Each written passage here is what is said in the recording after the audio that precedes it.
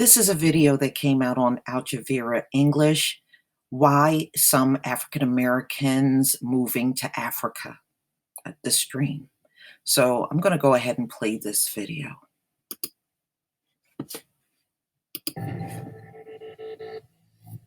Hi, I'm Malika Bilal, and you're in the stream. Today, a wave of African Americans are choosing to move to the African continent. But why? And what happens when they get there? Join the conversation using the hashtag AJStream, or if you're watching live on YouTube, you'll eventually see us in that box. You can leave your comments in the chat box, and you too could be in the stream. My name is Chimamanda Adichie. I'm a writer, and I'm in the stream.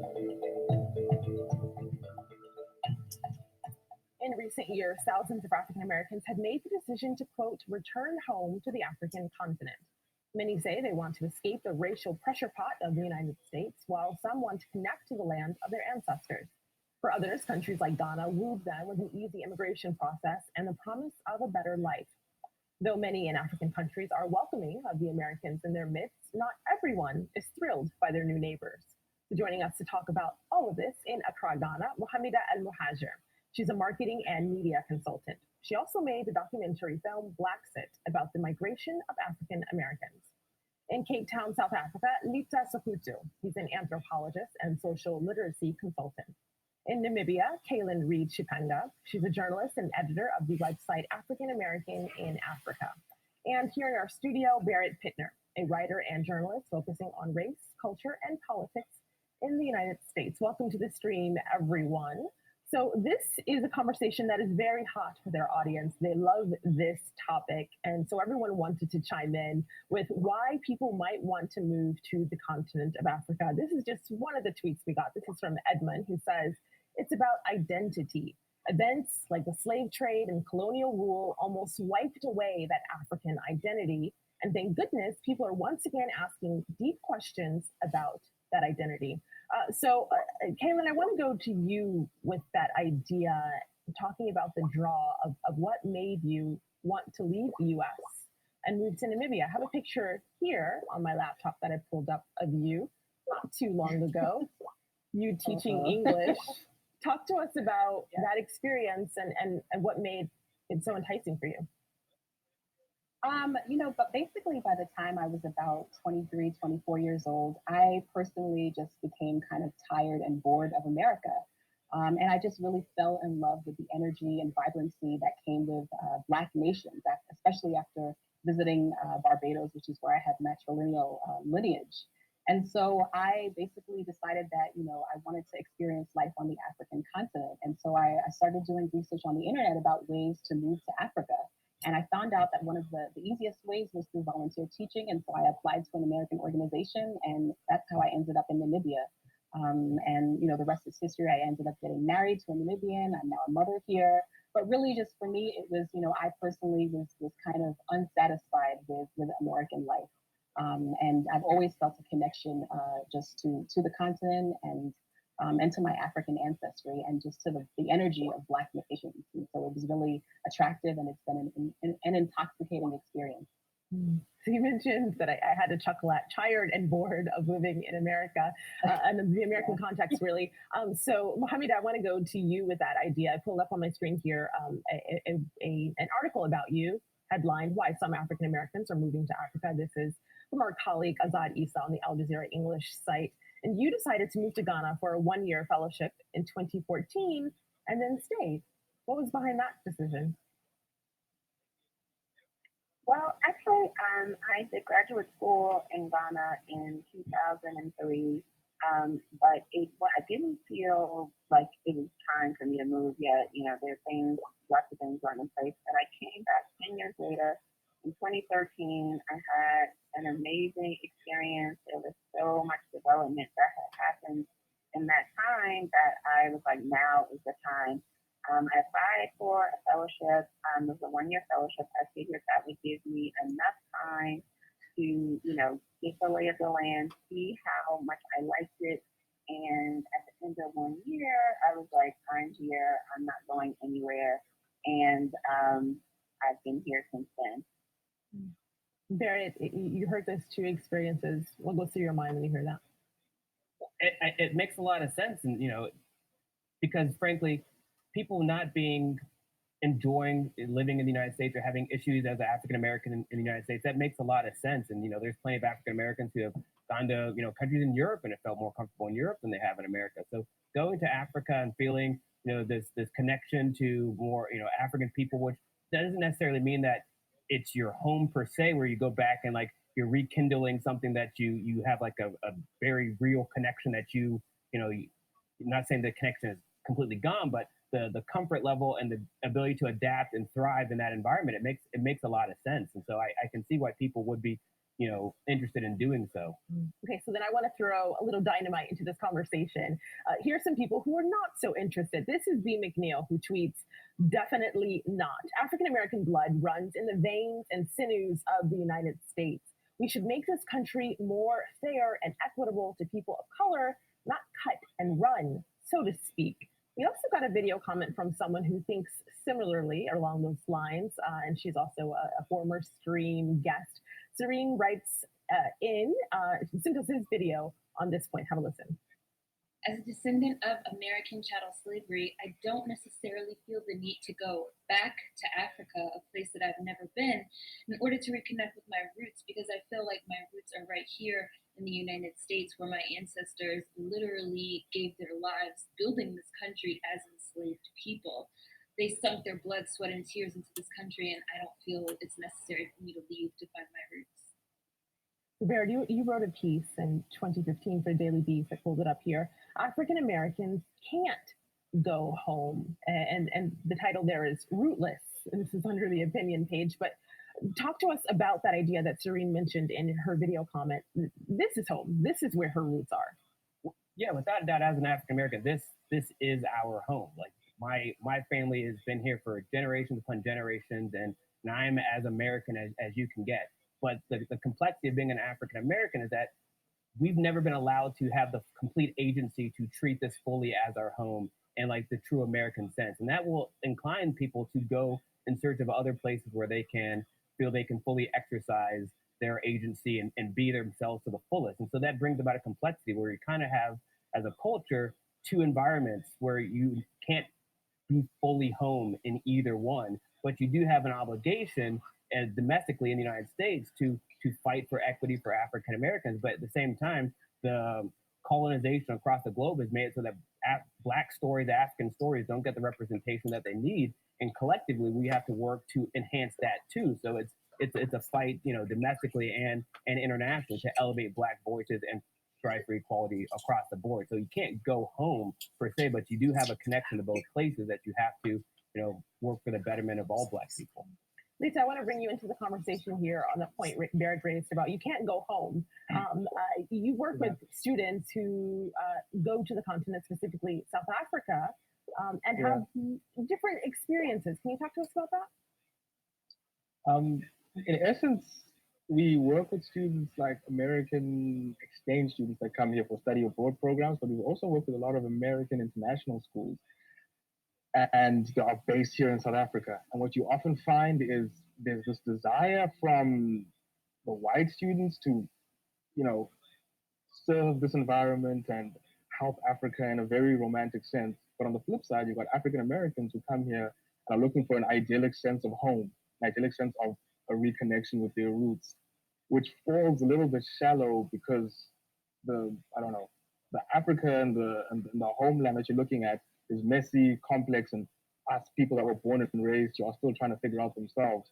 And so I find that when the desire is very romantic and one that is lacking context of just on the ground what is happening within the country, it becomes problematic and at times a little bit difficult for us as local South Africans to engage with you realistically as a foreigner coming into the space to try and find something on this like spiritual mecca. It's very complicated. Helen? Well, I think that's kind of like, first of all, I think there's a misconception that I've seen thrown around that African Americans, across the board, like we don't have any insight, to what is going on the ground in African nations. There are professors at Howard University that which is my alma mater, that I know for a fact are all the way from DC, deeply engaged and aware of African politics. Of course, being on the ground in an African country, there's nothing that can replace,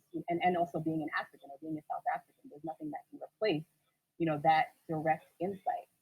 But I think it's a little bit, a little bit of a reach to sort of just kind of say that, we kind of have this shallow understanding, or shallow approach, I would say. I don't really think that's the case. And I think sometimes people just kind of underestimate the insight that African Americans, that many of us actually do have. I get it. A lot of African Americans don't know, don't have any interest in what's going on in Africa. But at the same time, there are others that do, like myself, and I think the least that can be done is to give us a chance. We're starting from, from 400 years, 400 plus years, like you can't expect, I don't think you should expect us to come, and just know everything and just have a lay of the land. That's where, you can meet us halfway and we can all work together and get a better understanding. And it won't be perfect and it will be kind of, what I do wish to add there, to make a quick caveat, is we welcome people that wish to learn, but what I'm saying is that the students, which are particularly younger, they come in with a sense of this place will fit in this kind of box of what the motherland looks like. I mean, there are definitely many, many African American scholars that history has showed us that have an acute, nuanced awareness of the African continent. Chinua Achebe writes about James Bolden and how his perception of Africa was nuanced, smart, and in many ways fully aware of how that 400-year history creates a gap of knowledge. So 100%.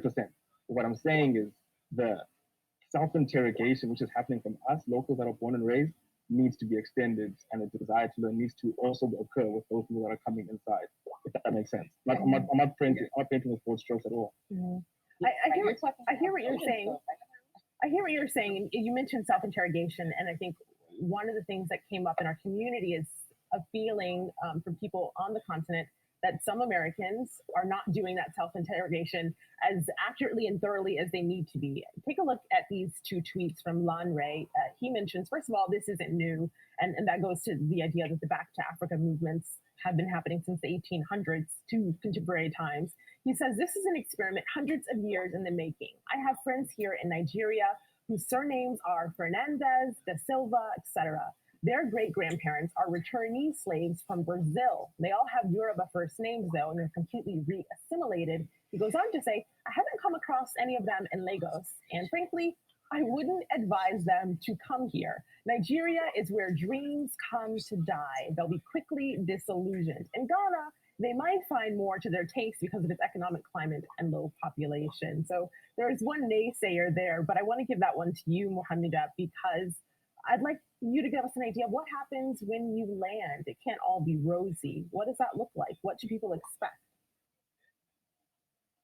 I think, it's important for African Americans to manage expectations. We have all this yearning inside, this displacement, and we want it to go away, and we think when we land, it's going to magically go away. They're going to be drummers and singers at the airport welcoming us. It's just not like that. Most people on the ground don't be in connection with African Americans. It's like if I go to Harlem or Brooklyn or somewhere big, most people are like, I'm not African, they don't see a connection. So it's really up to the individual to manage their expectations, to have a more realistic idea of what's happening in modern day African cities. And then understand what you need as a person. So even for me, I know people may not see me as a long lost sister or cousin, but it doesn't matter. I know that I'm connected to this land. I know that I'm connected to these people. And that's what's important to me. It doesn't really matter what they think. Just like in America, at one point they considered us 3/6 of a human. So I know that I'm a whole human. I just like here, I know I'm of African descent. And I'm here more so for the feeling and the connection that I have to the place. So it's not so much of what other people think about me. So for me, I have managed those expectations. So I have a better time and a better experience. I haven't had that crash that most people have, and then they have to build back up. So I think that's something that's very important for people who are thinking about coming here. Caitlin, I could see you nodding there. I see all of our guests nodding there. Barrett, what did you want to say? So I guess a key thing from an American perspective, as a country, we have a romanticized idea of foreign homelands. When we talk about as a nation of immigrants, and this extends to all Americans, white Americans, Asian Americans, the idea of, if you're Irish or Korean or whatever, there's a romanticized like connection to where you're from. And as African Americans, even though our immigration story is vastly different, there's a yearning to have that romanticized connection to Africa. And that is, I think, when you get to Africa and you now have the reality, just like you have the reality if you go to any country, that romanticized notion needs to kind of fall away, and you have to do the legwork. You have to know a lot about the continent, the place you're going, and all the dynamics, so that you can fully immerse yourself in. And I think that he made a good point, though, for like the younger generation when they're going over there. They're very prone to have the romanticized ideas of what Africa is, and there's a culture shock, and then the Africans actually have to now get the Americans to kind of realize this is what the country's like, this is what's happening. And I think the sooner we can have a more realistic view of our struggle domestically and internationally with regards to Africa and the perspectives we need to have, the more capacity we'll have to thrive in whatever way we decide to go into Africa, whether which countries they are and the dynamics that happen there. Taylor? Yeah, if I could just jump in. I mean, if we're talking about students, I don't think that the expectations should be super high on students coming to Africa, study abroad, or whatever it is that they're doing. I just think that's a bit unrealistic. I mean, I came here, I moved to Namibia at 26 years old. And to be honest, I've been here for over almost eight to 9 years.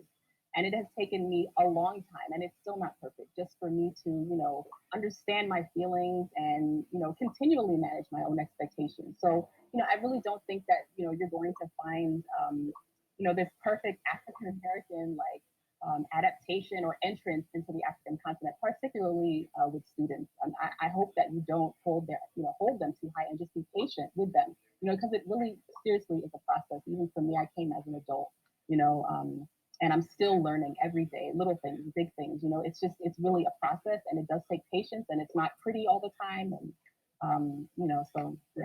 Right, real quick though, and I totally agree that you could have certain expectations for students or adult professionals or whatnot, but the idea of building the connection to Africa, if we're building a strong connection, we have to get past the romanticized idea and really kind of. And the earlier that the African American community can do that, regardless of whether you're a student or you're an adult, I think the better it'll be if your goal is to visit Africa and have like a really vibrant connection with the continent. So like there's like an American impediment as to how we perceive countries outside the United States and see it with a realistic perspective and not a romanticized one. And I think America kind of indoctrinates us to have that romanticized view. So I'm glad you raised that. I want to bring this up. I will go to you, Lisa, but I want to bring this up because this raises a good point. We're talking about this romanticized view. And we got some Africans from people on the continent, because of course Africa's not a country, and we did get pushback from people online who said, remember, don't just call us Africans, we're very diverse in who we are. There's this quote, this is from the article featuring you, Mohamida, and you write, you might not have electricity, but you won't get killed by the police either, talking about moving to Ghana. We got pushback because this is one person out of Nigeria who says, the chances of people killing you in Nigeria is 8 out of 10. Please don't deceive yourself. Check the hashtag #InSARS and reform police to verify real stories of police brutality in Nigeria. That's actually something we did a stream show about. So it is a real issue. But keeping that in mind, others are saying there is a privilege to being African American on the continent. This is from Sahara Reporters, the news site. Passport privilege and Black guilt. Tales of an African American expat.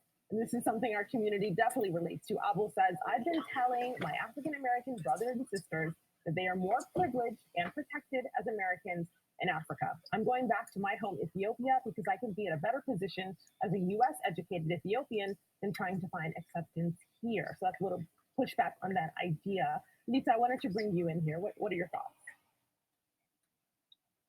Sorry, is this me now? Sorry, I was. It is you. Yeah. So what I want to just add to that point is you need to understand something. When African Americans come to South Africa and interact with other Black South Africans, they're kind of exceptionalized because of the social capital and like the soft power. You know, you'll have an African American engage with a Black South African whose favorite TV show is Scandal, who can sing Jay-Z lyrics off by heart, and like who has so much affinity to so much Black American pop culture that they enjoy this privilege of cool that, you know, obviously not afforded to other foreign national Africans. And so what I've noticed is how with that privilege, there's almost a responsibility to use your, if you want to come and like stay here and be part of the institution and part of the country, you have to use that sort of privilege you have as an American with the resources to try and better the place. Because to be honest, South Africa and like many other African countries, we have trust issues when it comes to foreigners coming into this space. And so that's a point that I really want to make, that the privilege does exist, but the privilege needs to be used to combat certain inequities within the local space that you exist in any way that you can regarding skills or resources. So Mohammed, I wanted to bring you in. I wanted to bring Mohammed down on that point of privilege because we got this via YouTube, someone watching live. They said Ghana made a law in 2001 allowing descendants of the diaspora to get citizenship and work. And here is what that looks like. It's the right of abode granted to people of African descent in the diaspora. So there are others saying it's not just that easy. You have to have several documents and a little time frame for making sure that you can be a citizen there. But it is a welcoming announcement. Mohamida, when you see that, do you recognize that there's a privilege to being welcome to this country that's not necessarily your own? I think there is a privilege of, you know, being African American. I mean, I do understand that just coming in with, you know, dollars or, you know, an American education, you know, I'm not gonna, you know, act like that doesn't exist. But one of the great things about it is finally I can use my American-ness, you know, and get the benefits because I'm not getting them at home. So finally, you know, I can, you know, they benefit me. So it is, you know, to my advantage. I don't like to, you know, I like to pretty much go as anonymous as I can. You know, I don't talk, no one even knows that I'm American. Even if I do talk, they just assume that I'm probably Ghanaian who was educated abroad. And I love living within that anonymity, however you say that word, you know what I'm talking about. So, you know, I know, but I have it in my back pocket. If I need to use it, I use it. I try not to because I want to just, you know, live as normally as possible. But yeah, I'm definitely not going to deny that that exists. And I think like the gentleman said in South Africa, it is, you know, it's a responsibility I need to do, and I try as much as I can, you know, to improve my environment, to improve, you know, just, and also just give people a realistic view of what African Americans are too, because I think that's the flip side. People romanticize African Americans. They see Beyonce and Jay-Z and rappers and things like that on TV, and they think that's what our life is, you know, and I'm like, no, it's not like that, you know, and so it's always a education that's happening on both sides. Right. Kaylin? Yeah, and I mean, on the flip side of that, I really do think that, you know, maybe Africans, sometimes South Africans, I don't want to generalize the continent, but I'll speak to the South African on the panel. You know, don't forget that you guys also have a privilege. You know, I mean, there's serious power in knowing your tribe and having growing up in the rich culture that you grew up in. You know, like the young woman before me was saying, you know, like it's not, don't over romanticize Black American privilege, you know, because it's not like 100% rosy. But I do hear what you're saying in terms of when we're on the continent. I mean, for me personally, I try to, you know, keep my privilege in check when I can, or stand up against my privilege when I can, whether it's someone, you know, saying, like, just recently a guy said to me, oh, I want some American sisters. I don't want any Namibian women. And I was like, you know, like I checked him, you know, like that's not okay. I mean, it may seem like a simple thing, but just there are many different ways. And you know, in terms of African Americans coming here and becoming entrepreneurs or whatever, and just keeping social responsibility in mind. So there are definitely things that we should do. So knowing your privilege, checking it, and making sure that you are aware of it. Unfortunately, we are out of time. I want to give a big thank you to all of our guests for this fascinating conversation and to our community for making it great. I'll end with this tweet from Bonche, who says, "I have land in Kenya to share with anyone willing to come to Africa. Our ancestors would be happy." Hashtag AJ Stream. See you online.